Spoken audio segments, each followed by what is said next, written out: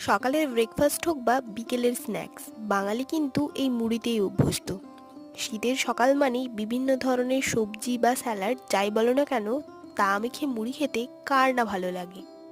কিন্তু তোমরা খেয়াল করো, এখানে একটা জিনিসের খামতি রয়েছে, সেটা হলো ধনেপাতা। শীতকালে ধনেপাতা না হলে মুড়ি ঠিক জমে না। তাই দৌড়ে চলে এলাম ছাদ বাগানে।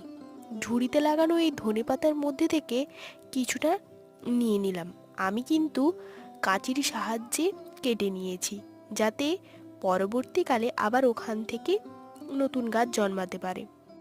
অল্প করেই আমি কিছুটা ধনেপাতা কেটে নিয়েছি। এর থেকে কিছুটা মুড়ি মেখে খাবো, আর কিছুটা রান্নাতে লাগাবো।